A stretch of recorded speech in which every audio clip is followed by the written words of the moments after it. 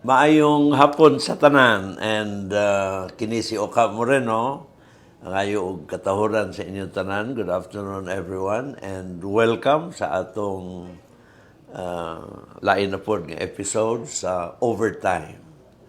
This afternoon wala si Maricel kay medyo heavy ang atong topic. Kabalaka siya mag-nosebleed. Pero bitaw na alam siya giatiman, no? But we will miss her kay I'm sure daghan po diyang mo pangutana.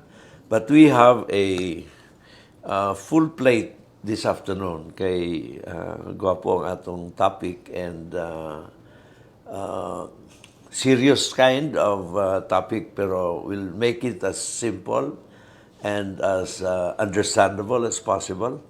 Ang atong unahon sa nato pag-introduce ang atong bisita. Dugay ko na siya na ila and my 3 terms as mayor of Cagayan de Oro, with all the legal problems that I went through, muna siya ang akong anghel nga magbalantay, no? And I am eternally grateful sa iyang legal support sa atong administrasyon for 9 years. And but we have invited him to help us explain kining cybercrime, no? Particularly ang Cybercrime Prevention Act of 2012, no? And I have the honor and privilege to introduce ang atong bisita this afternoon, Attorney Dale Mordeno. Attorney, welcome sa atong programa. Thank you, Sir Oka. Good afternoon. Good afternoon sa atong mga viewers. I understand this is a very new program and I'm quite surprised because I think this is the first time kind of program that focused mainly on legal matters. So I think this is a very good development in Cagayan de Oro of having this kind of program because I feel that this can help educate our viewers on matters, legal matters that affects their lives. Actually, so thank you for this opportunity, Sir Oka. Salamat also for gracing our invitation, our program. Actually, our program runs from Monday to Friday every week, and we have days reserved good for special topics like legal, and reserved good on Fridays for legal. We have invited your daughter, the Attorney Katrina. I learned that. Last week. Oh. And we had fun, no, on family issues, family law, no, and also Attorney Tonton Neri on labor laws, no, and this afternoon we are making an attempt to explain kining cybercrime. Lagi. And we also have other days dedicated for medical matters, no. So anyway, medyo komplikado ang Cybercrime Prevention Act. But what really complicates it is na-involved po siya in a high-profile case, no. Daghan. Particularly kining mga celebrities, no.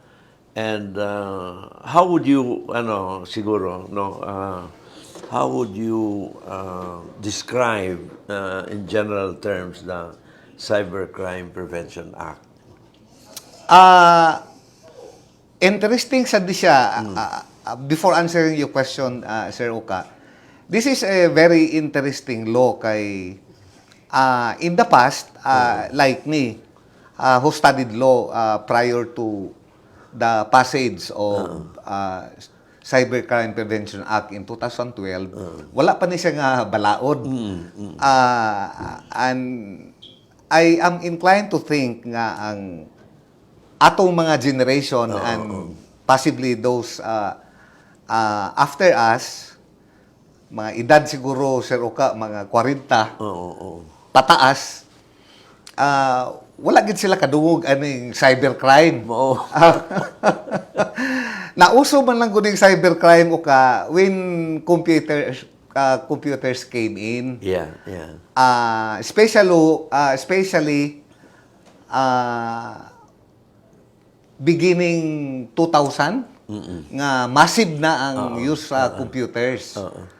Tungod kay massive na ang use, almost everyone became proficient in the use of computers. Unya naana po'y internet, naana tay network to connect one computer to another. Nisamot ang iyang usage. Yeah, yeah. Unya tungod kay ang computer, Sir Oka, ang kining atong internet is just a means of communicating to one another. So naanad na ang tao dayon over time to communicate through computers. Yeah, yeah. So instead of personal interaction, ga-interact na through computers. So just like in personal interaction, naay mga misunderstanding nga gakahitabo. Naay outburst nga gakahitabo, mamalikas, mamiste ang one person to another by communicating through computer. So nanaday ning ilang gitawag nga gibasto sa internet, gibasto sa Facebook. So di na siguro nakita sa atong mga magbabalaod, Sir Uka, nga it's high time to regulate communications through computers. Actually, I have here a copy of the law. Ang naa sa Declaration of Policy, exactly kanang imong pag-explain, no? Pero let me read. State recognizes the vital role of information and communication industries such as content production, telecommunications, broadcasting, electronic commerce, and data processing in the nation's overall social and economic development, no? And then the state also recognizes the importance of providing an environment conducive to the development, acceleration, and rational application and exploitation of information and communications technology, no? And so on, to attain free, easy, and intelligible access to exchange and or delivery of information, etc. No? And then, in this light, manig ang sa law, the state shall adopt sufficient powers to effectively prevent and combat such offenses by facilitating their detection, investigation, and prosecution. Now, lagi kay nahimo namang kinilaging information and communications industries have become part sa atong kinabuhi, no? So, ang tuyo gyud is parang i-bolster pa and to provide protection against abuses na muna precisely ang koano. So, it has not really altered the the elements of crimes, especially under the revised penal code, no? Basically, it's the same. Mo paghihapon. Ang problema lang, ang nakadiferensya rather, ang cyber offenses manggod Sir Oka, diya makumit sa cyberspace. Pa ka ng ilang gitawag nga online siya makumit. Pero kinanglan gyapon siya i-regulate kay iya manggong effect naa sa physical space. So pananglitan mag-post ka og bastos o nga content sa computer, sa internet, online. Pero ang iyang effect ana nga naulawan ang imong gibastos naa man gud sa gawas sa computer. So mao nang kinanglan siya i-regulate, but basically the offenses or crimes as defined in the revised penal code are still the same. Correct. O mo lagi kay ngani ang niya sa law itself muning kuan, what are the punishable acts? The cybercrime offenses offenses against the confidentiality, integrity, and availability of computer data and systems. 1, illegal access. To computers, to Oo, systems. access to the whole or any part without right. Kanila without right. Ang definition sa without right is without right refers to either conduct undertaken without or in excess of authority or conduct not covered by established legal defenses, excuses, court orders, etc. No? So, murugar itong una. Kini dayon kaduha, illegal interception. Interception made by technical means without right, again, of any non-public transmission of computer data to, from, or within a computer system. Mauna siya, Sir Oka, ang mga ato mga viewers, familiar siguro sila aning term nga hacking, mga computer hackers. Kanang imong gipang-mention nga mga offenses in the early part of the law, kanang mag-intrude sa system sa computer, mo intrude sa system pananglit sa atong government, mga data sa PSA pananglit, without the consent or authority from the government, that is punished, that is computer hacking, but the details of the offense is detailed katong imong gi-mention. Kay kuan baya kinahanglan baya although bisan pag wala pa ang law, kung ang hacking is meant for fraud or stealing money, punishable na po siya. Yeah, under the revised penal under code. the revised penal code. Pero kini siya na ay clearer kuan nga masakop gid siya sa balaod sa Cybercrime Act, no? Yes. So para protektahan ang how do you call it, ang online world or ang ICT world, no? Gwapo man kayo ang iyang intensyon, no? Kuan kayo. Aniya pa, data interference. Amo ni hacking gyapon. Hacking gyapon. The intentional or reckless alteration, damaging, deletion, or deterioration of computer data, electronic document, or electronic data message without right.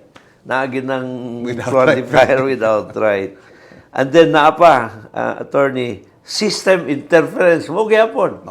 So intentional alteration, reckless hindering, or interference. Dili pa kayo na siya gagakubit din sa Philippines, Sir Oka, pero madumduman siguro sa ato mga viewers nga naay mga news sa Europe, sa US nga mag-brown out sila, wala sila tubig. Kay ila din i-explain nga nahack ang ilang computer system. O nasudlan din ang program nga mo generate og power, mo generate og tubig, naguba. Motong wala sila tubig, wala sila kuryente. So that is computer hacking. Which is an illegal activity by itself, no? Pero ang balaod is meant to make it clearly walay kuan lugar, walay lusot, walay gi-define na kayo. Gi-define na. Aniya pa itong imong kuan, misuse of devices. The use, production, sale, procurement, importation, distribution, or otherwise making available without right, again, no, of a device, including a program, a computer password, access, mo lagi yun, no? Possession of an item referred to in paragraph, etc. And then, niya pa, ikaunom, cyber squatting. Amo ni, the acquisition of domain name over the internet in bad faith to profit, mislead, destroy reputation, and deprive others from registering the same if such a domain name is similar, etc. Muna ning ang manghilog. Muna ang equivalent ani sa kana bitawng naa kay brand, naa kay brand. Outside sa cybercrime law, kung natay brand man gud ato man ang ipa-register sa Intellectual Property Office. Kay aron ikaw ra ang makagamit ana nga right. Sa cyberspace pod kanang imong kanang ilang ga itawgon si Roka nga domain name. imo sa din na siyang iparegister, imong paliton, imong bayran. Oo.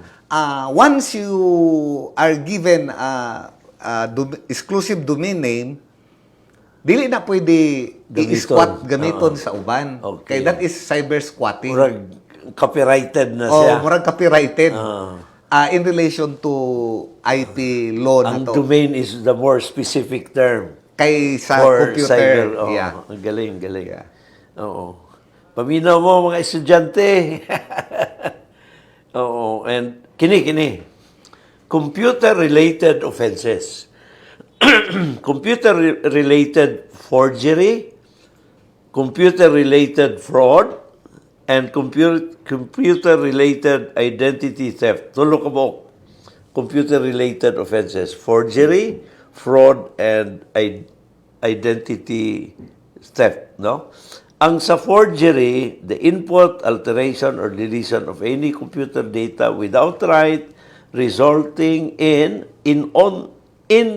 authentic data with the intent that it is considered or acted upon for legal purposes as if it were authentic. So, mga firma nga... Mga copyright, gihapon na siya, Sir Roca. Kaning mga scam ang good sa internet, sa computer, ang common gid kay nga example ani ni Sir Roca, kanang mga text messages. Kanang bitaw ignon kanila nga you send your bank account because there is a raffle that you won 500,000. So you text to us your bank account so that we can credit your winnings. Kana scam na. After you send your bank account, later on you discover that your bank deposit in that bank account was already withdrawn. Oo. Lagi. So, forgery, pero using online facility. No? Using pero, the internet. Forgery is fictitious signature na uso na ba karon ng e-signature. Yeah, diba? e-signature. Kanang sang mga daghan mga good works sa internet, Sir Oka, nga naanay mga rights unya. Here comes another user that pretending to present the same article or without asking the consent from the owner or the author. So munang ang qualifier gid dinhi sa offenses generally is katong without right. Yes. Without right. Katong fraud, computer-related fraud, the unauthorized input, alteration, or deletion of computer data or program or interference in the functioning of a computer system. Ang related ana, Sir Roca, ang common ana is kanang i-plagiarize bitaw nimo ang article. You pretend that you are the author but in fact you just copied it from another. Although na lang kay gi-revise. That is fraudulent but under common crimes it's called plagiarism. Pero niya sa din nga causing damage thereby with fraudulent intent, no? Kay element maghihapon ang intent din provided that if no damage has been caused, the penalty imposable shall be 1 degree lower. 1 degree lower. Ang muning ikatulo dayon kay primero forgery, fraud, identity theft. The intentional acquisition, use, misuse, transfer, possession, alteration, or deletion of identifying information belonging to another, whether natural or juridical, without right. Again, maugid gihapon, no? Now, niya pa, content-related offenses. Usasan ni sa kuan kay primero katong offenses against the confidentiality, integrity, and availability of computer data. Muna yung illegal access, illegal interception, illegal interference, system interference, misuse of devices. Ikaduha katong computer-related offenses, forgery, fraud, and identity theft. Ikatulo dayon, content-related offenses. And these are, number 1, cybersex. No? The willful engagement, maintenance, control, or operation, directly or indirectly, of any lascivious exhibition of sexual organs or sexual activity with the aid of a computer system for favor or consideration. Ang example, ana, si Roka, daghan kayo. Kanila kitang gatawgon bitaw og sex scandal. Kanang ipang-download sa cellphone niya, pasa-pasa na yun. Oo. Oh, kana. Money. Content na siya nga issue sa computer kay in most cases ang kaning mga sex scandal manggod nga disseminate sa online, mga gipangkuha manggod ni nga sometimes consented na siya sa Roka. Kay ang kasagara sa explanation ana nisugot ang babae or ang lalaki nga kuan og video ang sexual act, but for one reason or another, either party opted to disseminate the video online. Unconsented man to. So, mo-fall na siya anak nga kategory. Nga, Atong control or operation.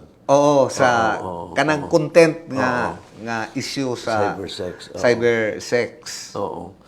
Niya pa ikaduha. Child pornography, the unlawful or prohibited acts defined and punishable by Republic Act number 9775 or katunang Anti-Child Pornography Act of 2009. Yes. Committed- Ang naka-diferensya kay ang kining child pornography nga gimension sa cybercrime upload sa Computer. Oo. Disseminate na yun online. Oo. So that's another crime. Oo. That's another crime. So, pwedeng Yes. duha ka crimes ang Yes, na-commit. yes. Child pornography. And then when And you upload it to a cybercrime. computer, that's cybercrime already. Oo. That's another offense because that is another act. Now, among lawyers, na ay gitawag nga complex crime. Sa mga estudyante na particularly, kinidili. These are two different crimes, di ba? Separate and distinct. Separate. Because in complex crime, Sir Oka, the one crime was committed in order to commit the other. So it becomes complex. But in this case, there are only one act but punished by two laws. Two laws. Oo. So, kuan man na sa kanang rule against double jeopardy or dili ba na? Kuan? Dili sad. Dili Dili violative sad. na. I mean, I stand corrected. Two separate acts, therefore, two separate laws. Okay, gamit mas computer. Computer. Oo. That's another act. Yeah, okay. Lahi katong child pornography, lahi sad ang Pag-upload sa computer. Oo. Because that is cybercrime already. Okay. Claro. Niya pa, unsolicited commercial communications. The transmission of commercial electronic communication with the use of computer system which seek to advertise, sell, or offer for sale products and services are prohibited unless 1, there is a prior affirmative consent from the recipient. 2, the primary intent of the communication is for service and or administrative announcements from the sender to its existing users, subscribers, or customers, or the following conditions are present. The commercial electronic communication contains a simple, valid, and reliable way for the recipient to reject, receipt, of further commercial electronic messages. Or B, the commercial electronic communication does not purposely disguise the source of the electronic message. And 3, the commercial electronic communication does not purposely include misleading information. So, muning ko ang unsolicited commercial communications. Kana bitawng kuan, Sir Oka, kanang online selling ba? Kanang mga Salora, mga Shopee, mga Lazada, mo full square ni siya ni. Busa bitaw ka nang mupalit ka og Lazada. Nay protocol nga imong isunod para compliant siya sa law, sa cybercrime law. Unya, apart from being compliant, mo assure pod ang mga online sellers nga i-refund if discontented ka sa product. Oo. I-refund or i-replace. Yeah. Of course, ang intention ani is precisely to ensure the integrity of the Yes. transaction. Yes, sir. No? Yes, Nga dili abusuhan Yes, sir. diha sa through cyber technology. I think that is also one of the reasons why kay nagkuan magud karon Sir Oka, nag-blossom gyud ang online selling apart from Lazada and the big time online sellers. But sa atong neighborhood, daghan kay kapamaligya online. Gani man usa sa proposal nga niabot sa kang President Marcos is i-tax ding mga online sellers. Although ang iyang respond is you better address first the issue on tax evaders before going to small time online sellers. Oo, katong tax on using online tax on online transactions. Yes. Yes. Interesting kayo, attorney, kay muna itong content-related offenses, no?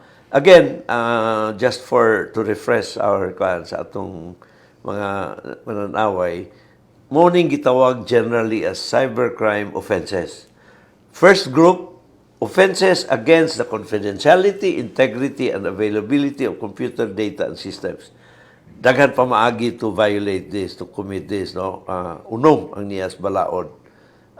Illegal access, ito muna itong hacking. Yung isulti.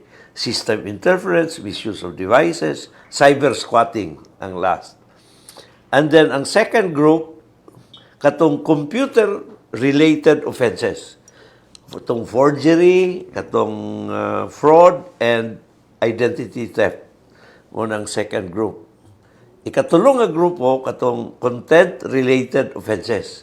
Cybersex, child pornography, unsolicited commercial communications, and then, ikaupat, libel. Murag matingala ka, kay content-related offenses, so, sa sulod lugar sa mensahe. Yes. Sa sulod sa what is being transmitted. Yes. Kay ang sa computer manggod, Sir Oka, nabiya kay write up diha. You make up an idea or a message in writing. Then you post it or you type it in a computer and it remains there. Munang content siya. So, una, katong cybersex, ikaduha, child pornography, ikatulo, katong unsolicited commercial communications, ikaupat, libel. Now, basahon lang yun nato, kay muning interesting sa unlawful or prohibited acts of libel as defined in Article 355 of the Revised Penal Code as amended, committed through a computer system or any other similar means which may be devised in the future. Now, so libel itself already existed as a crime even before this law. Yes, under the Revised Penal Code. Revised Penal Code. And again, would you like to discuss at kay ato din i-apply dito sa mga libel, cyber? Labi pag eleksyon, dagan kayo. So, libel in general, would you like to summarize ang unsabay balaod sa libel in general?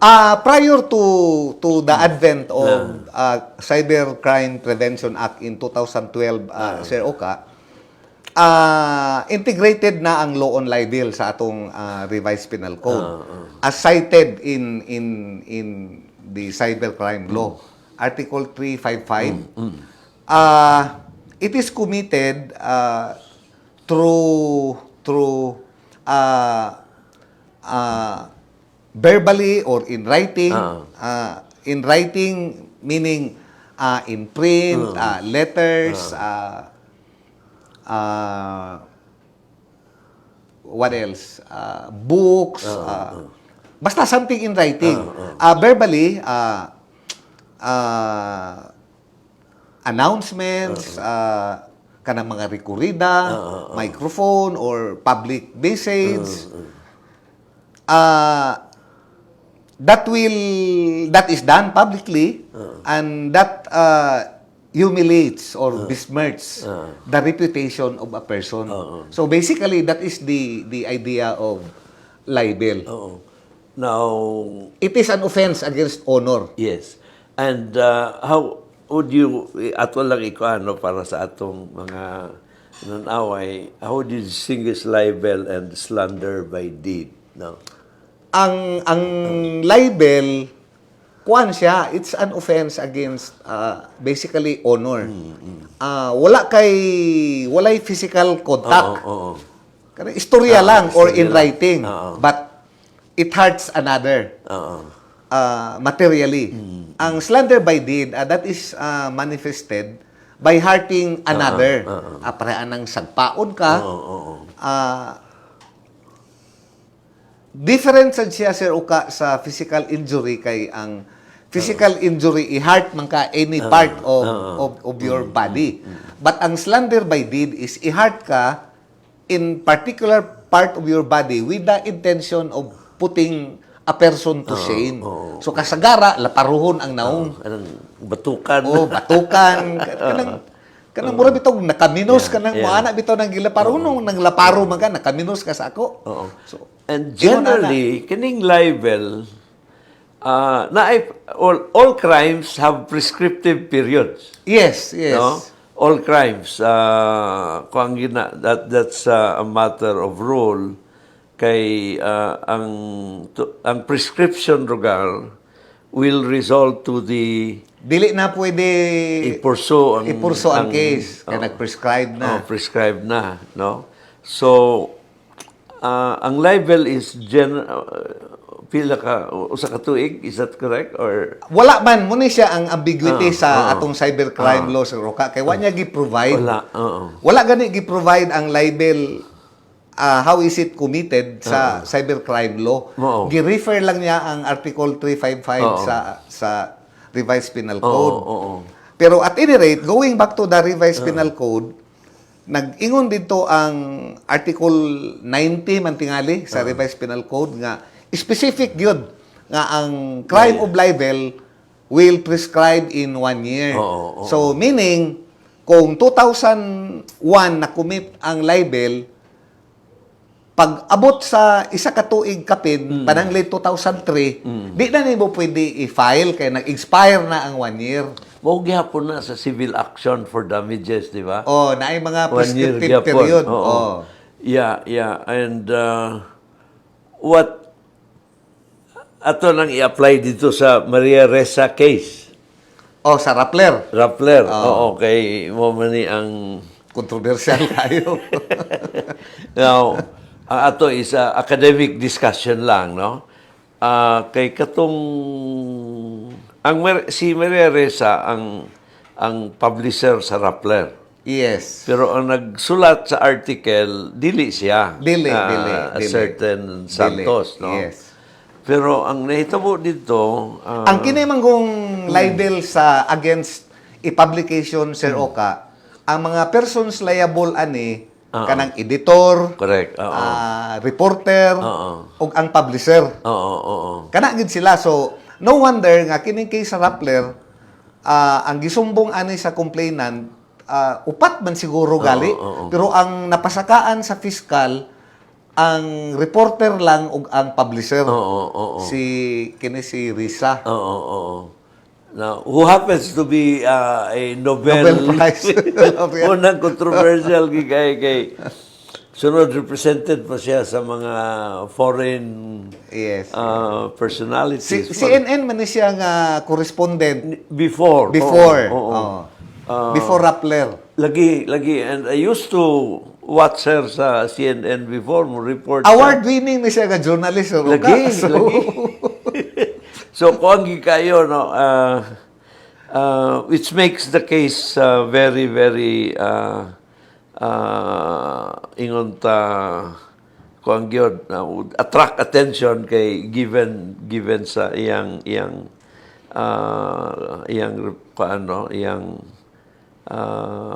the nature of the job, and of course, sa iyang pagkatao. trailblazer ni iyang case sa Lagi. cyber libel. Trailblazer siya in the sense nga apart from the fact that the case is very high profile, kini pasad ang case nga murag niabot sa Supreme Court. Lagi. Niabot siya sa Supreme Court simply because wala nag-follow og jurisprudence ni nga case Sir Uka. Kay for instance, nganong nakaingon ko nga wala nag-follow, ang article ani nga nigawas sa computer sa online 2012. Unya ang katong complainant nga mo'y gimalign allegedly, iyang gi-file ang case 2015, 2017. 17. So definitely beyond 1 year. Beyond 1 year. Unya nag-come up dayon og kanang kasi tawag anang erratum nga article ang Rappler. Kay apparently there was typographical error sa article, so ilang gi-correct. It came out in 2014. So kay 2017 man gi-file ang case. So even if ang reckoning period is 2014 kay gi-republish man tong libelous article online, ni-prescribe na gihapon kay more than 1 year na. Ordinary libel. Yes. As ordinary Because libel. the reference of prescription in cybercrime law is made on revised penal code, and then the revised penal code says that the prescriptive period is 1 year. Pero niingon ang RTC sa Manila nga nag-decide sa case nga wala pa ni prescribe kay ang prescriptive period 10 years. So nalipog sa kusero kanong 10 years man. Anyway, pagtan-aw na ko akong gibasa-basa na ay Article 92 man siguro sa revised penal code nga nagsulti tuod didto nga ang prescriptive period more than 10 years, pero ang point man gud ana is we are talking about the crime, we are not talking about the penalty. Kini man kung 10-year prescriptive period nga ilang gibasihan, prescriptive period man sa penalty, dili man sa crime. But just the same, mo'y gibasihan sa RTC. So, ni-appeal karon si Risa o katong iyang ko-accuse sa Court of Appeals. Na nisamot naman noon, kaya naiyon naman ng Court of Appeals nga, dili 10 years ang prescriptive period, 12 years. Kunausa naman. Anyway, mo ilang interpretation. Ang gibasihan gyapon si Roca, ang prescriptive period sa penalty, dili ang sa crime. Now, since the penalty is mutong ingon nga afflictive penalty. So 12 years ang prescription. Mo'y ingon sa Court of Appeals. Sa RTC, ingon niya 10 years. 10 years. But it was interpreted differently by the Court of Appeals. So karon na Supreme Court na. Ilan ang gi-elevate sa Supreme Court? So pending karon sa Pending na. Okay. Ang contention ni Risa ana Sir Oka, nag-stick gid siya sa point nga ang kana bitong right to inform the public about about actions of the government or even actions of individual affecting the government is a protected speech. So dili sila mo angkon nga libel. So mo nang usa na nga issue. Pero just the same, wala sad na siya na-resolve sa Supreme Court. So I think this will be resolved by the Supreme Court not only on the issue of prescription, but I think the constitutionality of cyber libel. Sunod ang kuansad, ang freedom of speech and ang right to information, di ba? Yes. Kaya ang kuano dinhi is even libel as an ordinary crime, na maghapoy protection sa freedom of speech, di ba? It is only when the freedom is abused that the crime is committed, di ba? But dako kay leeway. Mao gyud. Especially if the article is addressed to criticize a government official. Dako kay leeway ang interpretation sa free speech. Mo man ang kuan sa mga rulings dayon nga that's part of the accountability owed by public officials, no? Hazards of the trade. Itong kuan, you cannot be onion skin. Yeah. If you are in government, you cannot be onion skin. Nay gwapo kay nga term ana katong case sa ABS-CBN versus Comelec. Ingon ang Supreme Court ana Sir Oka nga arguments and counter arguments in the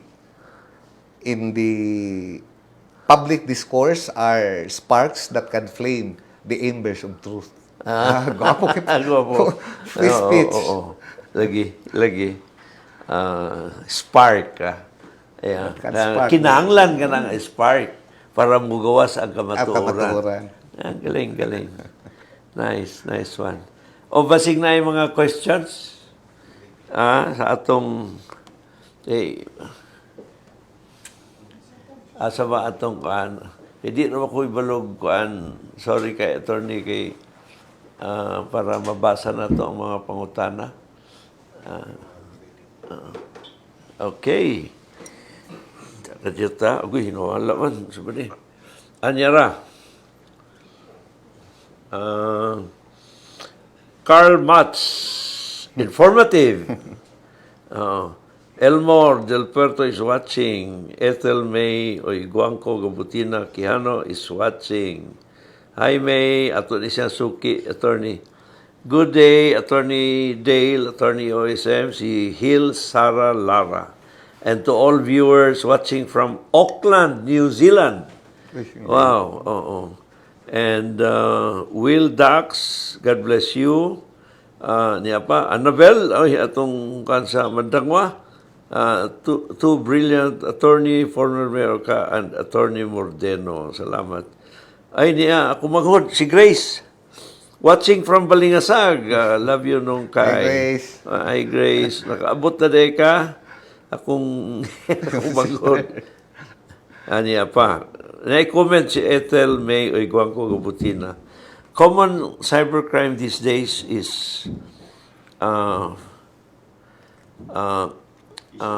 phishing. Yeah, Phishing. phishing. Bago sa na nga term sa cybercrime. What Sir can Oka. NTC do about this? Ano sa imong ka? NTC. National Telecommunications Commission. Now,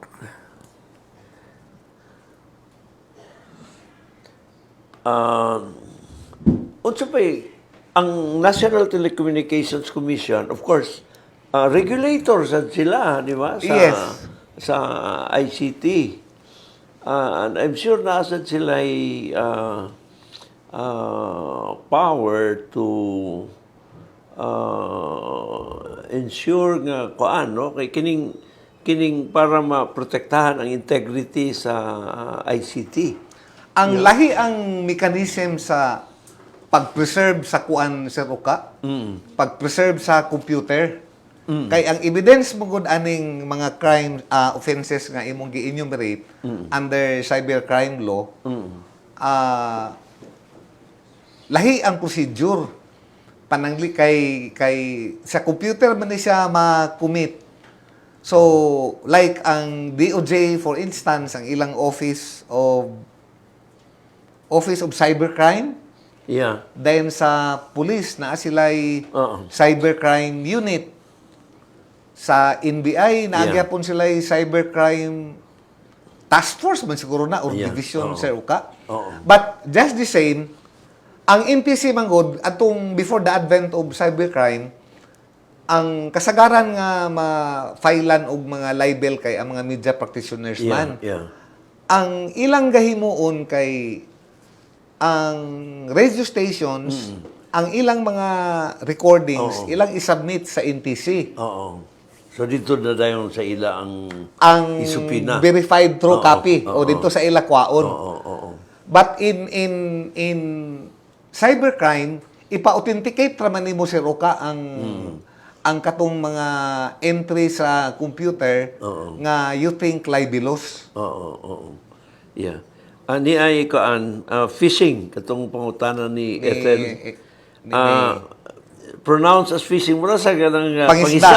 Yeah, Pero but letter P na siya. ang spelling PHI, phishing, is a type of social engineering where an attacker sends a fraudulent message designed to trick a person into revealing sensitive information to the attacker or to deploy malicious software on the victim's infrastructure like ransomware. Ang common gid ana nga typical gyud nga day-to-day example ana Sir Oka, kanang magpadala ka og mag-chat ka, magpadala kag text nga i-assume nimo ang name sa another person. Like me, for example, padala na ko si Wangyo og chat or message, but I will assume your name, like Wangyo, si Mayor Oka ni. Inana ba? That is a common example of phishing. Yeah. Grabe sad, no? Kay dili ba nimo ma-verify? Lagi. How would you verify? Lagi. Number naman ang naa diha. Number man ang naa diha. Niya pa'y nag-text, nag-message, Ali Gulay Dimasangkay, watching from Cebu City. Salamat sa inyo. Now, unsa pa ba yung mga high-profile cases sa cybercrime? Katong child pornography ni ato, itong Dinis Cagayan de Oro, di ba? Daghan kayo, sir? Na-convict ba ito sa cybercrime, di ba? Kato sila, mga tagalapasan to. Ang ilang gimo ato Sir Oka, child pornography to at the same time. Under child pornography, Anti-Child Pornography Act of 2009. Murag na sila din. Na dito ang mga minor. Unya, ilang kuan og video, ilang i-stream live. Na sila na mananaw dito sa overseas, sa Europe, sa Amerika, magbayad.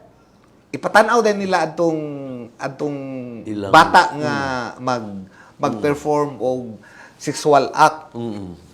Nanga-raid na to sila. But I'm pretty sure daghan pa kay na si Roka kay isi money manggod. Then siya ga-maintain daghan kay mga bata. Luoy lagi kayo. Luoy kayo. Wow. Unang kuan. Pero unsa imong prognosis sa kuan kini mga troll accounts sa binaog eleksyon kanang mga demolition job? Munang gaipasabot ni May tingali sa phishing. Kay ang troll accounts manggod it pretends to be a person or a legitimate group or organization, but all they do is destroy or provide disinformation or fake news. So destructive kay siya. I do not know how it will be regulated. Bisan gani sa ubang mga nasod, di ba? I remember tong acceptance speech ni Maria Ressa sa Nobel Peace Prize. She talked about misinformation. Evolved na ng a term karon as distinguished from disinformation. Yes. Di ba, common man ang disinformation, pero kining misinformation is... It has to do with fake news. Bloodier ba? And, bloodier. Grabe kayo. So, di masad, lisod masad kayo nga i-subject nimo or i-censor na sila or what, no? Anong prior clearance or murag kuan sa siya, mo violate sa siya sa freedom of speech, di ba? How do you balance, I guess muna ang challenge sa gobyerno, how do you balance freedom of speech, freedom of expression versus injury. Yeah, especially Injury, to causing injury to other especially persons. to private Oo, individuals. oo. No? Now, kini na ang Cybercrime Act was precisely meant to do that, pero mo lagi ang problema diya is ang kuan pag yun, no? Uh, uh, is it easy to prosecute cases like this? Naay mga kuan, sir. Actually, Supreme Court decisions help a lot in our understanding about Cybercrime Prevention Act. Kay recently, as before, it's very difficult to get authentications of screenshots of text messages, text, Facebook posting, Twitters. But now, because before, you need it to be authenticated by the NBI, by the police, by the DOJ. But now, recent rulings of the Supreme Court allows screenshots even without authentication. So that helps a lot. Because otherwise, it's very difficult to prosecute or gather evidences concerning violations of cybercrimes. Yeah, yeah.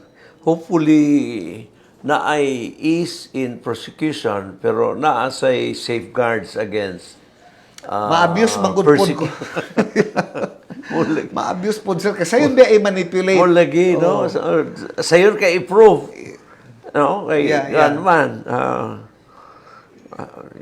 Kumbaya, very sensitive na siya. But ga-evolve siya, Sir Oka. Ga-evolve. So, Lagi.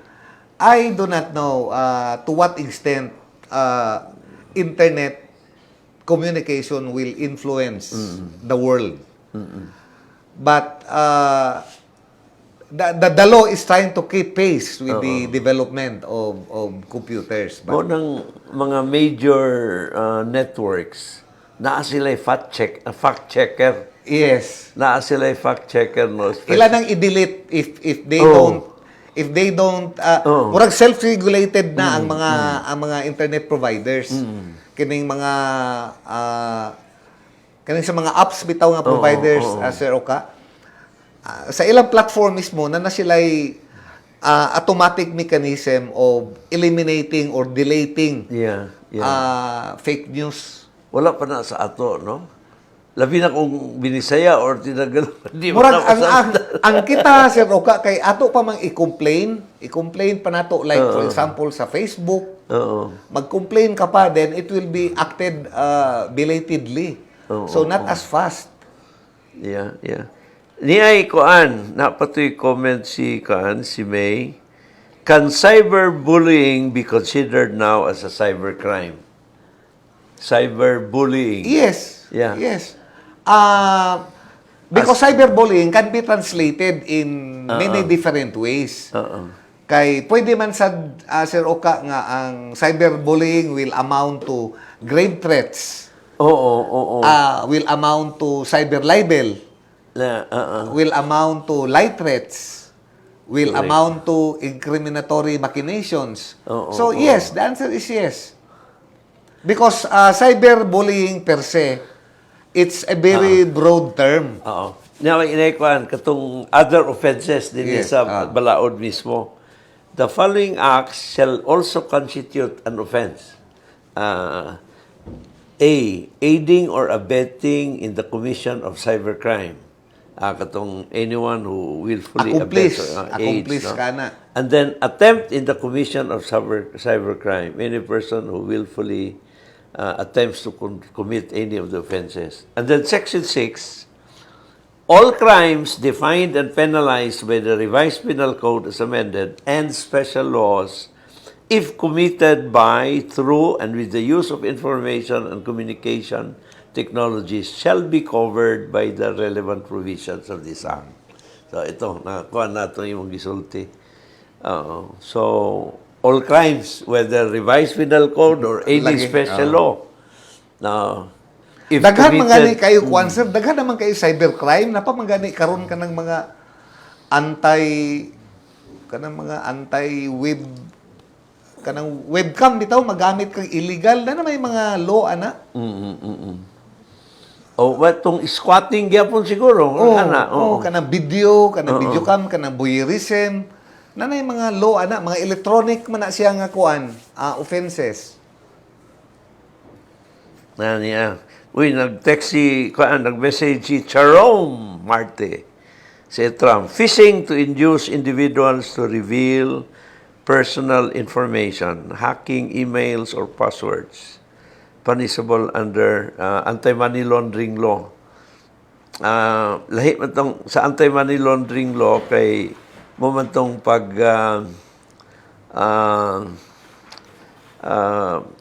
ka na sa result of a crime.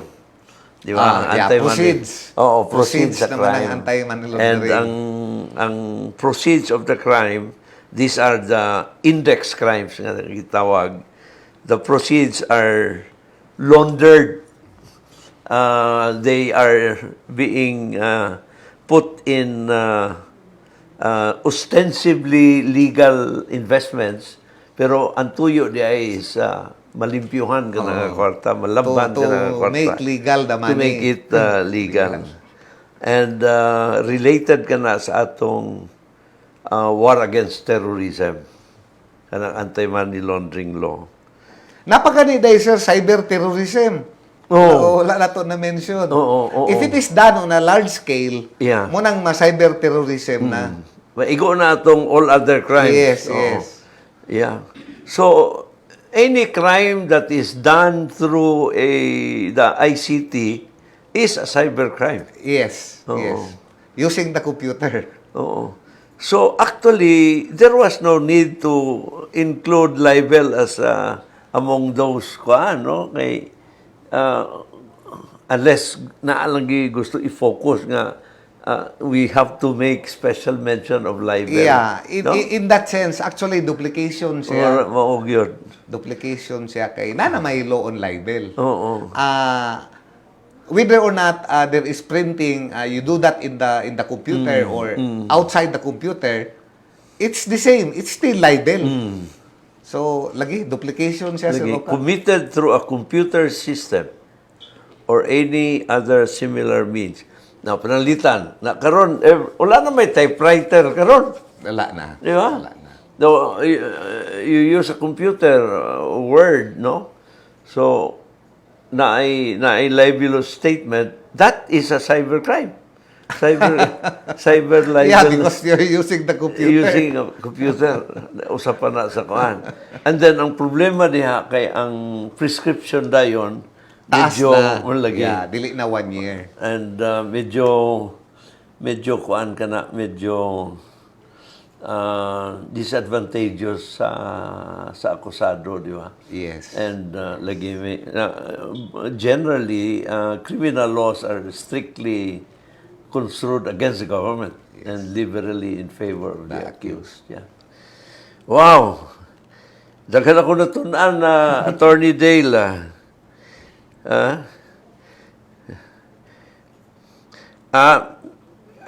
Niya si Ali Gulay di Masangkay.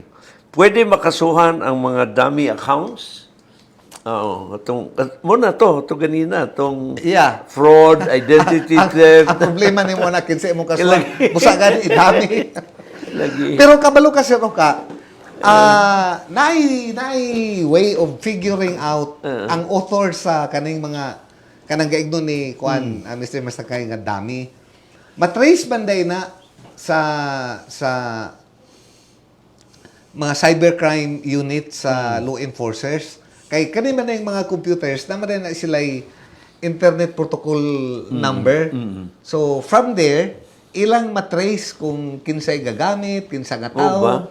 Matrace din na siya. Dapat ikuan ka na siya. Kay labi na kining mga heinous crimes, no? Like kidnapping. Matrace, sir. Matrace. Matrace. Dapat may contact. Just like sa kanang cellphone.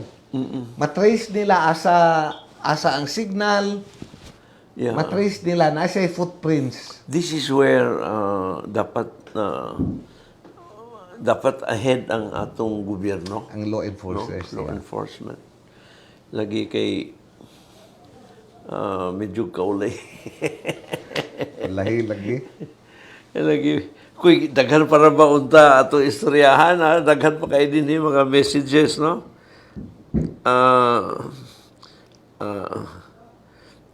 Ni apa tong kuan. Wow. Daghang kaayong salamat sa tanan, no? Na may daghang mga comments. Lisod na kong access. So, attorneys, daghan kayong salamat. And, wow, we have covered very, very wide. And I initially thought nga complex kini kayong topic, no? Pero salamat kay nimo. You have simplified it. And now, I hope many understand the law. Dili di siya komplikado. And naa di mga kuan, no? Na kining mga celebrated cases, I think naagya po yung resolution kana based on justice and Lagi equity. naagid biya Sir Naagid, Oka. yeah. Yeah. It takes a while but Yeah. we're going there. Yeah, yeah. So, salamat kayo. Attorney Dale Mordeno, mga igsoon, your parting word. Oh, please. salamat kayo sa mga viewers sa programa ni Sir Oka. So, I hope you will not tire following it and I wish Sir Oka more energy to continue this very beautiful program. So, thank you for inviting me, sir. Salamat kayo, Attorney Dale, and I'm sure si Maricel karon naibog to. Naibog to kung if you had followed the program, nabala ka mag-isa nga mag-nosebleed siya. Kay yun siya, kuy lisod ko na kay nga topic, cybercrime, cyber libel or what, no? And dili siya, she felt unprepared, no? Pero I'm sure if she will look at the program from the start, she will find out nga simple raman di ay. Daghang kay salamat, Attorney Dale Mordeno, salamat kayo, and sa sunod po, imbitahon Yeah, ta ka. sige sir, sige Imbitahon sir. ta ka. And, My pleasure, my pleasure. Former President, kuan dinhi sa IBP, Director sa all of Mindanao, di ba? Yeah, And yes, sir. karon ang iyang anak si Attorney Kay Katrina ang presidente po dinhi sa Misamis Oriental, Cagayan de Oro. Mga igsoon, daghang kay salamat sa inyong pag-uban, and see you again next week, Monday. And meantime, have a nice weekend. Stay safe. Daghang salamat. From Overtime, thank you very much.